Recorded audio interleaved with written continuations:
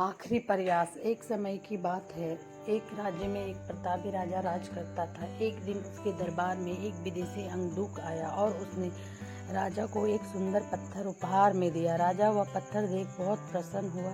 उसने उस पत्थर से भगवान विष्णु की प्रतिमा का निर्माण कर उसे राज्य के मंदिर में स्थापित करने का निर्णय लिया और प्रतिमा निर्माण का कार्य राज्य के महामंत्री को सौंप दिया। महामंत्री गांव के सर्वश्रेष्ठ मूर्तिकार के पास गया और उसे वह पत्थर देते हुए बोला, महाराज, मंदिर में भगवान विष्णु की प्रतिमा स्थापित करना चाहते हैं। 7 दिवस के भीतर इस पत्थर से भगवान विष्णु की प्रतिमा तैयार कर राजमहल पहुंचा देना। इसके लिए तुम्हें 50 स्वर्ण मुद्राएं भी दी जाएगी। 50 स्वर्ण मुद्राओं की बात सुनकर मूर्तिकार खुश हो गया और महामंत्री के जाने के उपरांत प्रतिमा का निर्माण कार्य प्रारंभ करने के उद्देश्य से अपने औजार निकाल लिए।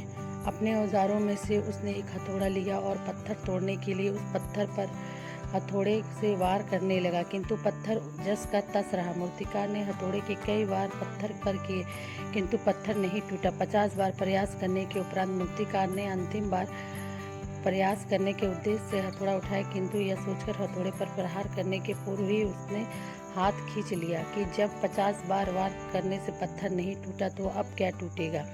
वह पत्थर लेकर वापस महामंत्री के पास गया और उसे यह कह वापस कर आया कि इस पत्थर को तोड़ना नामुमकिन है, इसलिए इससे भगवान विष्णु की प्रतिमा नहीं बन सकती। महामंत्री को राजा का आदेश हर स्थिति में पूर्ण करना था, इसलिए उसने भगवान विष्णु की प्रतिमा निर्मित करने का कार्य गांव के एक साधारण से मूर्तिकार को सौंप दिया। पत्थर लेकर मूर्तिकार ने महामंत्री के सामने ही उस पर हथौड़े से प्रहार किया और वह पत्थर एक बार में ही टूट गया। पत्थर टूटने के बाद मूर्तिकार प्रतिमा बनाने में जुट गया। इधर महामंत्री सोचने लगा कि काश पहले मूर्तिकार ने एक अंतिम प्रयास और किया होता तो सफल हो गया होता और 50 स्वर्ण मुद्राओं का हकदार बनता। मित्रों, हम भी अपने जीवन में ऐसी परिस्थितियों से दो चार होते रहते हैं।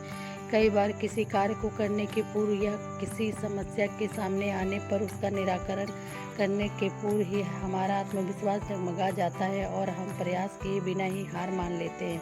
कई बार हम 1-2 प्रयास में असफलता मिलने पर आगे प्रयास करना छोड़ देते हैं, जबकि हो सकता है कि कुछ प्रयास और करने पर कार्य पूर्ण हो जाता है या समस्या का समाधान हो जाता है। यदि जीवन में सफलता प्राप्त करनी है तो बार बार असफल होने पर भी तब तक प्रयास करना नहीं छोड़ना चाहिए जब तक सफलता नहीं मिल जाती। क्या पता जिस प्रयास को करने के पूर्व हम हाथ खींच लें वही हमारा अंतिम प्रयास हो और उसमें हमें कामयाबी प्राप्त हो जाए।